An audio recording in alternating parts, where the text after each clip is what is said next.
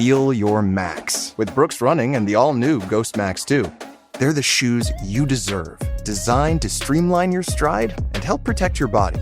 Treat yourself to feel-good landings on an ultra-high stack of super comfy nitrogen-infused cushion that takes the edge off every step, every day. The Brooks Ghost Max 2. You know, technically, they're a form of self-care. Brooks, let's run there. Head to brooksrunning.com to learn more. My dad works in B2B marketing. He came by my school for career day and said he was a big ROAS man. Then he told everyone how much he loved calculating his return on ad spend. My friends still laugh at me to this day.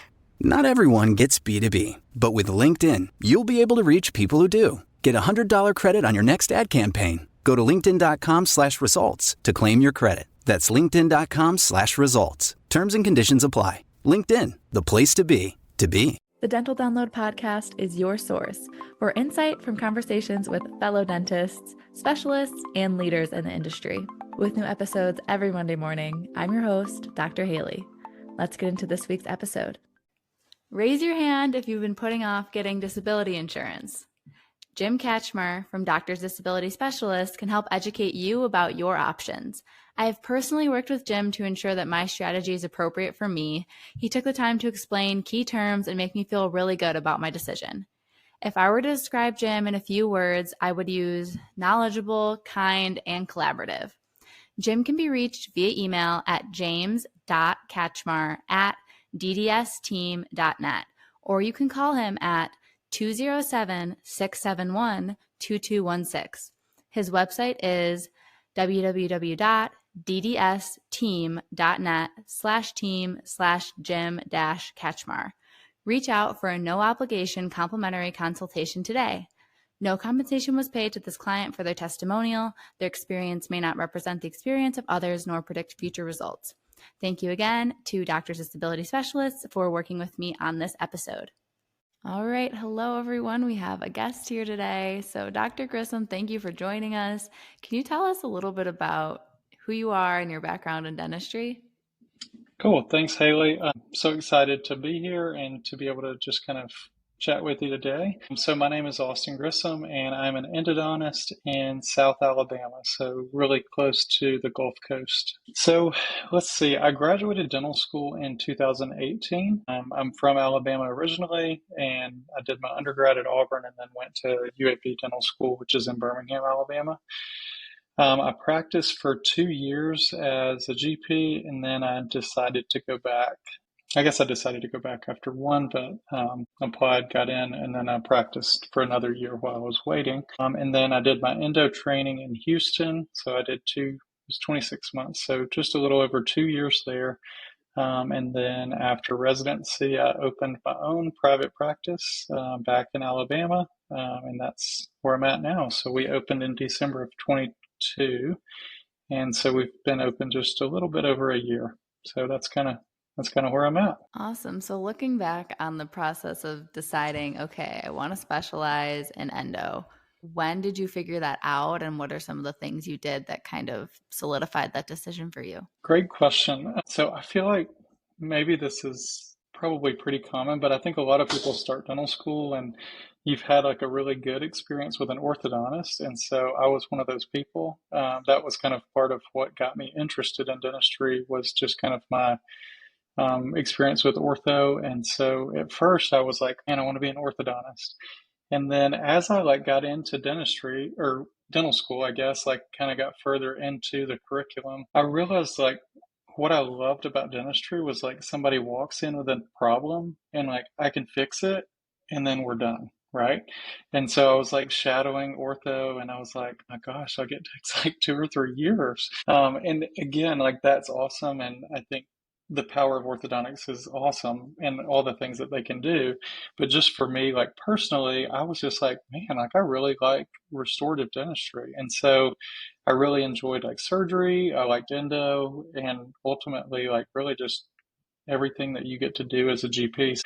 That was kind of where it started. And then I would say as I kind of progressed, and especially as I got near the end of dental school and then got to working, I just realized that my talents, I felt like I was way better at surgery. I liked endo a lot. like if someone came in and they're like, I want a smile makeover.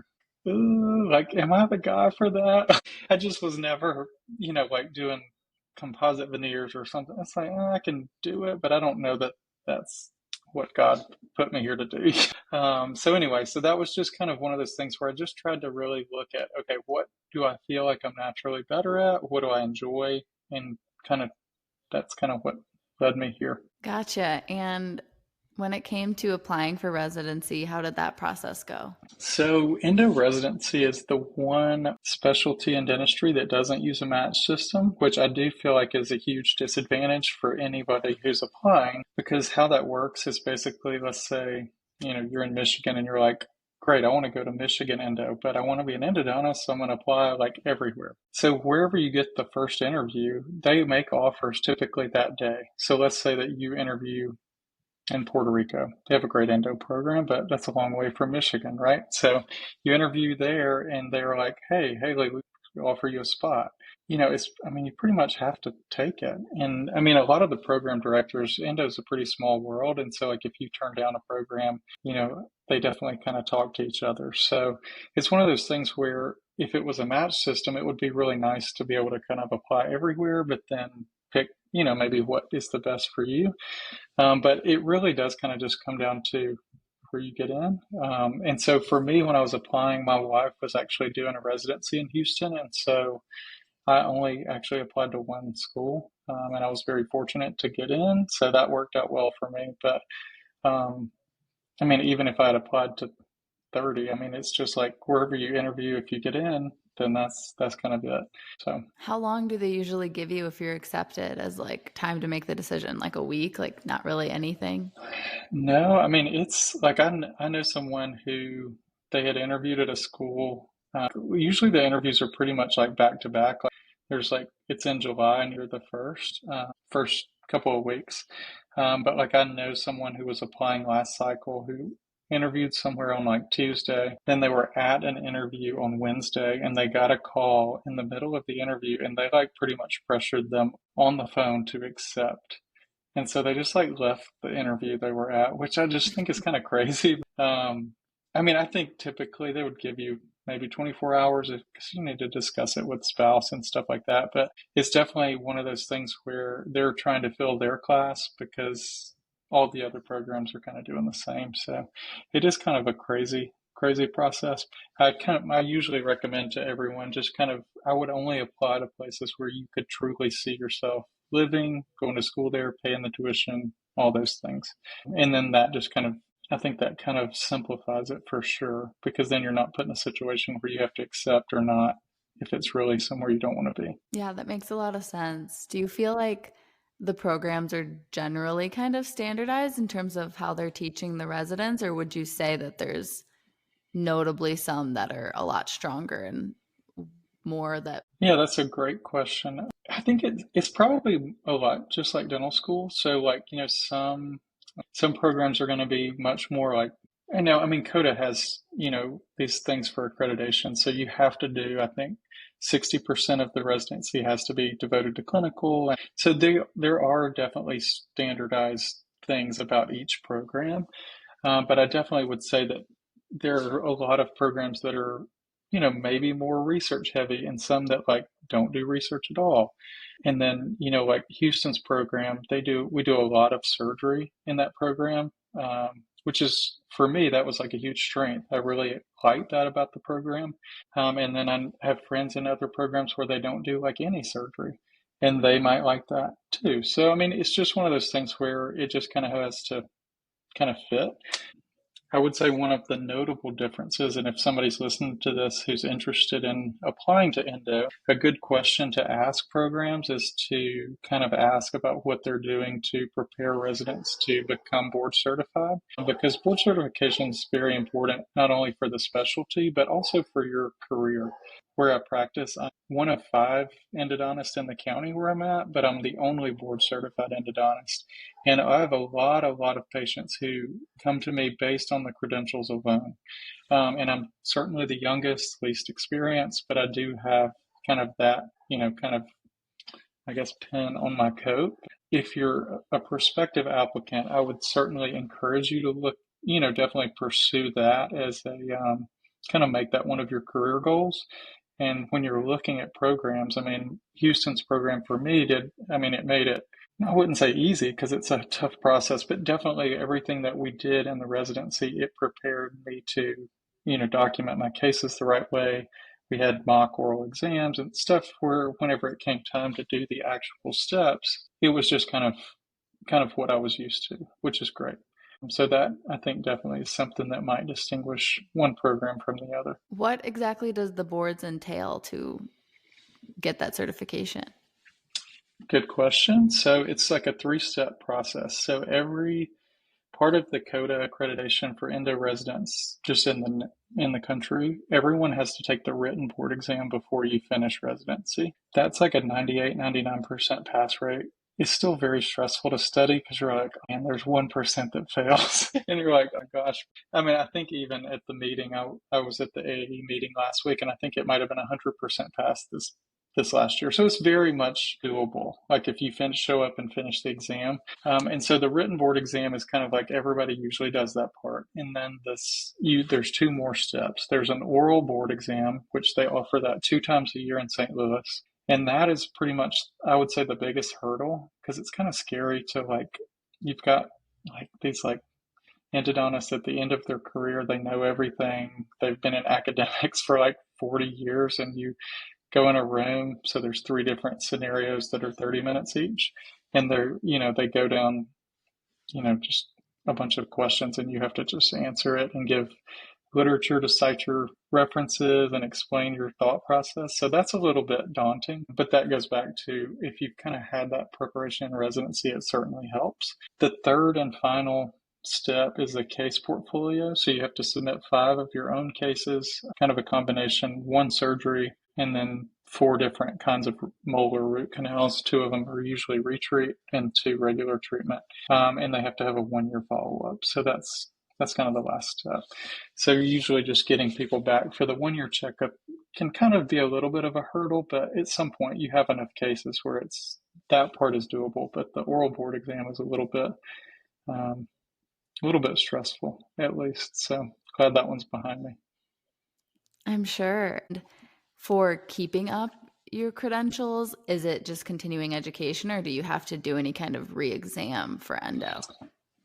Great question. And thankfully, it's just CE hours. So I think it is, you recertify every 10 years. And I think it's maybe 150 hour. It's basically like what you have to have for your dental license anyway. Maybe it's a little more than that, but either way, it's definitely, it's pretty easy, and you just reapply and of course pay them money. So. Got it. So that was a lot about endo specifically, but I also want to hear about practice ownership. So how has your journey into practice ownership been? Cool. I love that question. And so I grew up, I had no connections to dentistry at all. Grandmother actually started a restaurant in my hometown. My dad and his brother took it over. And so I just kind of grew up in the restaurant industry, working there since I could walk, I feel like. But I always my parents worked extremely hard, but at the same time, they never missed any of my games. Like when I was playing sports as a kid, through high school, all of that. And so I really liked that they were able to just kind of be there for me. And that was important. And so when I decided to go to dental school, I was like, wow, how cool I can also own a business. And, one day if I have a family, then, I can do that for them as well. So practice ownership, since I decided to go to dental school, was something that's always been a goal and kind of what I wanted to do, just for the fact of kind of being, I don't like the word boss, but just kind of being able to kind of determine my course, So in those 2 years I worked as a GP, I usually tell people I had kind of the full spectrum. So I had a really, really tough year that, looking back, I think that year taught me more than the year where I had an awesome job. But I really took a lot from both experiences. I would say a lot of what I do at the present, I think about the bad year because I was just an associate. So I went to work and you hear the staff complaining about this or that, or, the boss is strict about this, but not about this, or, harder on the hygienist than harder than this is. And so I just think about those things and I'm like, it's really unfortunate because it creates like this culture where people don't feel valued and respected. And honestly, that makes my day bad, And ultimately, we're all doing this to make money, but also to be, it's a career to help people no matter what our position is. And so I think about that job a lot. But then also, I had another job that was like, honestly, like really hard for me to leave when I was about to go to residency. And from that job, like they had so many, like they had this incredible work culture. They had all kind of systems in place. It was private practice, but there was 4 different offices, and like they were so clear with the systems. Like I could go work in an office that I've never been there, never met anyone, and like I knew what was in the top drawer on the right side of me. So it made everything feel like second nature. And so I loved like how seamless and just like that just made me feel so calm, right? And so I feel like I'm going down all these rabbit holes, but I would say like to get back to like practice ownership, I feel like it's been so nice to kind of take all of these experiences and try to like mold it into something where my staff likes their job, I hope. I really enjoy going to work, and I think that our patients definitely see that. And we get lots of compliments kind of on just the culture and just the vibe. They're like, people are so nice and all those things. I just think it all, kind of all of those experiences have really helped me to kind of shape what practice ownership looks like for me. And I think something I thought about a long time ago, or other people a perception they might have, is that if you're starting up an office, you have to kind of put yourself at all these hours that you're available for patients because you just like desperately want patients. So you're going to maybe work till like 8 o'clock one night or open early, or maybe you'll do Saturdays. And I don't know if that's just like a GP thing, but how did you structure your office in a way where you felt like you could cater to your patients, but also have the lifestyle that you wanted? Yeah, so ultimately for me, it's about the office culture. And so I really want to help my referring doctors. I want to help, my patients, all this stuff. But at the end of the day, if I don't have a cohesive team and we're not on the same page, I can't help anybody. And so all of my, let's see, I have 4 employees. I have 2 assistants, 2 in the front. I have 2 that are single mothers, and the others that their spouses work. And like, I mean, so they all have kids. And so like if school's out there's just a lot that goes into that and planning around that. And so, I really try to be mindful, especially thinking back to my bad job, of like times when it was like bending over backwards to try to help a patient. But it really, ultimately, what it's going to do, if you push your staff to the point where they can't help their kids, they're just going to leave. And then you end up, it's like you really can't help anybody if you don't have an assistant. And so, I mean, I'm fortunate my wife is a dentist, so she's like great. She helps me a lot with the business. She will assist me anytime if she's not at work. And like, she'll go in on the weekends and stuff with me if we have to. But in general, I try not to abuse the staff. But I do think that there's nothing wrong with being available. I think that is a great way to build a practice, just being open when other people aren't. Like I have a couple of friends who work Tuesday to Friday just because most dentists are closed on Friday. And so I don't really think there's anything wrong with doing it, maybe a non-traditional model if you're working like not 8 to 5 Monday through Thursday. But I do think it's important to at first be on the same page with your staff so that they have, appropriate childcare and stuff in place. So yeah, that's a really important perspective to take. I'm glad you mentioned that. And if you're comfortable sharing, when it came to starting the business, how did you, I guess, a lot of people are stressed. I mean, dental school, residency, loan burden, finances. Like, were you intimidated going into starting a practice and all the expenses that came with that? How did you kind of work through maybe that fear? Right. That's a great point. One of the things that I've kind of picked up on all through dental school, just like listening to people talk, asking people questions, I love to ask questions. And so anytime anyone ever came to speak to us, I'm like, hey, I have 27 questions, so we're going to start with this one. But a resounding theme that I always heard was, man, I wish I had jumped into practice ownership sooner. And so I kind of always took that with me. It's like at some point, you've just got to take that leap of faith. You've got to take on the debt. You've got to do all these things. And we were actually moving, my wife and I, we couldn't find a dream job for both of us. And I kind of wanted to do my own thing. And so it was like, okay, let's find a dream job for you, right? And then I'll figure it out. And ultimately, I had a part-time job, so I was working 2 days a week, about an hour away from where we live.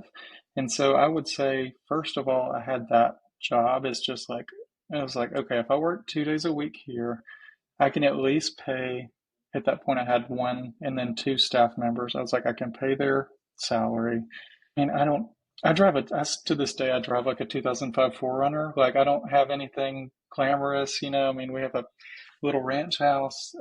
And I think that's the other part of it that really helped me be okay with taking on that debt. It's like, okay, I'm looking at this as an investment in my future, but also like I haven't went out and bought the Porsche or any of these like crazy things that would stress me out having these big monthly payments. So I think just living within your means, and I think whether you jump into practice ownership or not, I think that's pretty important for a new grad and new doctor. But I would say that certainly helped me to kind of get through that, is just looking at it as, okay, if I keep this job, I can pay these bills and these people and I can pay the bank note, and, just kind of took it from there. Yeah, and I mean, it seems like you've been doing a good job. I love seeing just like what you're up to with your practice and everything on Instagram. It's cool to see your cases and when you're kind of reaching out to different practices in the area and stuff. It's been fun to see the other side of things because I do follow a lot of general dentists, but it's fun to see from a specialist. So on that topic, for people listening that are general dentists, what would you say is like the best way for us to communicate with an endodontist and kind of build a good relationship? So, and that's like hard because I think it matters a lot generationally, right? Because when I was a general dentist, like I was like interested at that point, I was like interested in endo, and I was like, oh my goodness, like I want to like talk to you about every case, and I like reached out to a few endodontists, and they're like, what do you need? Or like, it was just kind of like, they didn't really care about that. Right. And I would say now, like I'm like extremely close with all of the doctors that are like less than 5 years or like less than 10 years out, because it's like, I've been there, like we're in the same boat. I'm like, there's no dumb question. I've done all the mistakes. Like, and I feel like they feel comfortable with me and I feel comfortable with them. So it kind of makes it nice. I'm hoping that always keeps up, even when I'm like the old guy. Hopefully that I'm still have a good relationship with, the people right out of school. But I would say the biggest thing is communication, not only with the patient, but also with the specialist. So if you have, say, a referral form, like any additional information you can put on there, like, caries led to pulp exposure, or like a case I had today. Older lady comes in a temporary crown, and she's like, I think they wanted you to see, I think they wanted you to put the crown on. And I'm like, I don't do that, And so it's like, I'm like, okay, let me go right back. I had the doctor's cell phone, and so I called her, and turns out, yes, there was caries pulp exposure. She was like, there's caries everywhere. I've told her like, and I couldn't even finish excavating, just like, we need to get the endo done so that we can get you a good solid base. And that's perfect. And fortunately, I had time to call, and that was great. But if it was just written on the referral slip, it would have saved us probably 20, 30 minutes of the patient just kind of sitting there. And again, that's not really a complaint, but it's just a recent thing that just happened today, where I'm like, just as much as you can communicate, the better. And then I would say, ask your patients. So like as a GP, like when your patients come back, say like, hey, like, how did you like Dr. Grissom? Like, did he treat you good? Or, you can say something like that, and they will tell you the truth. I mean, they're going to tell you good, bad, ugly. Like his assistant was, on her cell phone, or, they'll tell you all the tea. So I would definitely like trust your patients. But then in terms of your relationship, definitely I would try to reach out, even if it feels like it should be the specialist reaching out to you. I don't think it's bad to just kind of reach out and say, hey, I'm a new doctor in town. Would love to get together and grab a coffee or get a drink or something like that. And I think that's a good way to kind of start that. start that off. Those are all good points. And another thing that I really like being involved in is organized dentistry. So for me, that's like ADA, State Dental Association, Academy of General Dentistry. But I know you're involved in the American Association of Endodontists. Can you tell us a little bit about like your involvement and your experience with them so far? Sure. I love that you love organized dentistry because I would say the same for myself. Kind of all through school, I was involved with like ASDA, involved with my district dental society where I grew up, which is through the state dental association. And I still to this day, like I'm an officer in my district dental society. I really love organized dentistry, and I think it's really important for our profession as dentists. It's really like the one unifying body that we have. So when we're facing, these, and I'm not saying DSOs like it's a bad thing, but you just start getting private equity in the mix. You've got insurance companies, you've got all these big money people, and it's like, how do I, as a private practice with 4 employees, be like, hey, Delta Dental, like, that's not cool. Like, they don't care about me. So, and not saying we're going after Delta Dental, but I just think it's super important for all of us to unify and kind of work together, whether it be for legislative stuff or, getting discounts on ordering supplies. I mean, there's just a lot of benefits of organized dentistry as a whole. Anyway, through the AAE, I got involved on a committee, which is AAE is our national endo organization. I got involved on a committee when I was in residency, and then I've just kind of moved up the ladder. I'm the chair of that committee now, and I sit on the board, and just a lot of different things. I would just encourage anybody who's listening. Doesn't matter if you're specialist, GP, hygiene. Really, there's associations for all of us, and I just think it's super important just to kind of be involved, just to have a voice. And honestly, like I would say, with the time that I give, I get so much more back out of it, be it from mentors or just honestly going to, I'll go to like these board meetings and then it's like, hey man, I heard you started a practice. Like I did that 30 years ago. Let me tell you about it, and you just end up getting so much more out of it than really the hour that you give to the meeting or whatever. That's been a great experience for me. That's awesome. Yeah, organized dentistry is the best. So I always love having people on that encourage listeners to get involved in whatever way they're passionate about. But before we wrap up, I like to give my guests a chance just to give any like final words of wisdom or advice for people that are just starting out in dentistry, maybe just finishing school or maybe just finishing residency. Cool. Well, I would first and foremost, I would just say like, just don't ever forget that dentistry is hard for all of us, right? You're working in a small space with a patient who doesn't want to be there. They're anxious. You're a new grad. You're anxious. Like there's just a lot that goes into it. But ultimately, like we just have to do our best. And patients, that's what they see.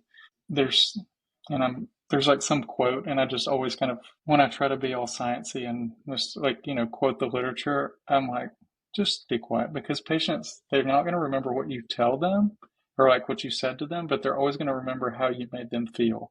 So if you make them feel comfortable and like they get their questions answered and they feel like they understand what's going on, then everything else takes care of itself.